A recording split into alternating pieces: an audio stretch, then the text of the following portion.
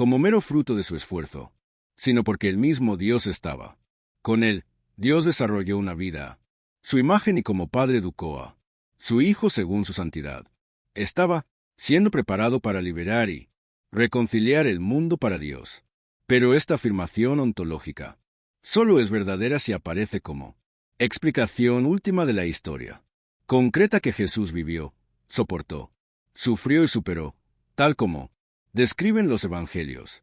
En esa vida, que incluye también la muerte y la resurrección, se manifestó la salvación y la redención, una serie de gestos y actos enmarcados en la unidad coherente de una existencia, entregada por completo a los otros y a Dios. Expiación /diagonal redención, satisfacción vicaria. Estos tres modelos se apoyan sobre un pilar común, el pecado, contemplado en tres perspectivas diferentes. Este pecado, en lo que respecta a Dios, es una ofensa que exige reparación y satisfacción condigna. En lo que respecta al hombre, reclama un castigo por la transgresión y exige un sacrificio expiatorio. En lo que afecta a la relación entre Dios y el hombre, significa la ruptura de esa relación y la caída del hombre bajo el dominio del pecado, lo cual exige una redención y el precio de un rescate. En las tres maneras de interpretar la salvación de Jesucristo, el hombre aparece incapaz de reparar su pecado. No puede satisfacer a la justicia divina ultrajada. Permanece en la injusticia. Es entendido según la tradición que la liberación consiste precisamente en que Jesucristo sustituye al hombre y realiza lo que éste debería hacer y que no puede realizar por sí mismo de forma satisfactoria. Según esta teología, la misericordia divina se manifiesta en que el Padre envía a su propio Hijo nacido de mujer para que, en lugar del hombre, satisfaga plenamente a la justicia de Dios ofendida, y así libere al hombre. Como puede verse, aquí predomina una concepción jurídica y formal del pecado, la justicia y la relación entre Dios y el hombre.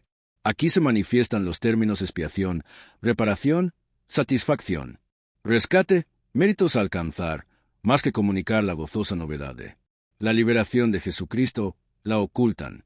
Redención, continuación. Se elimina violentamente el elemento histórico de la vida de Jesús.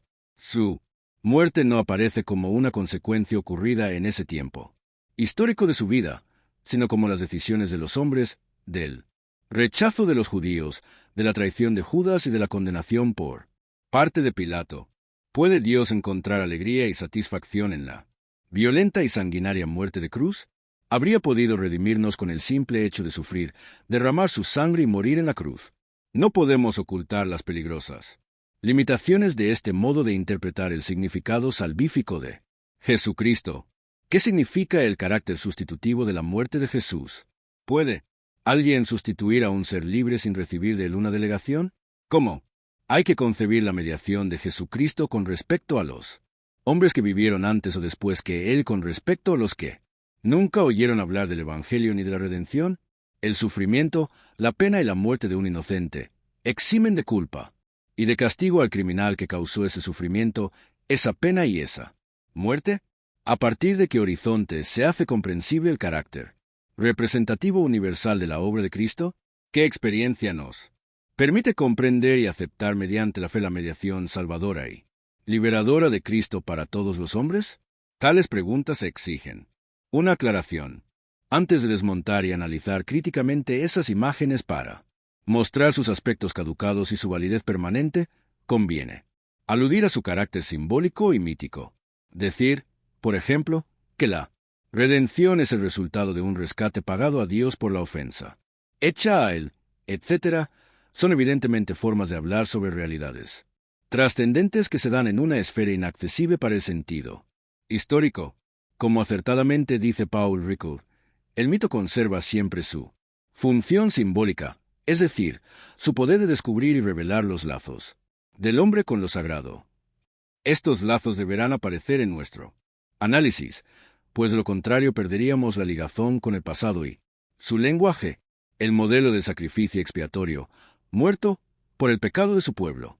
Siguiendo la carta a los hebreos, la tradición interpretó la muerte de Cristo como un sacrificio expiatorio por nuestras iniquidades. aunque no había cometido crímenes ni hubo engaño en su boca. Is 53,9. Jesús fue castigado por nuestros crímenes, LS 53,9, y muerto por el pecado de su pueblo, y 53,8, y entregó su vida como sacrificio expiatorio, LS 53,10. Este modelo está tomado de la experiencia ritual y cultural de los sacrificios de los templos. Con los sacrificios, los hombres creían que, además de honrar a Dios, aplacaban su ira provocada por la maldad humana. Así, Dios volvía a ser bueno y amable. De esta forma, según la Iglesia Católica, Jesús es el sacrificio según el modelo ritual de sacrificio animal para apaciguar a Dios.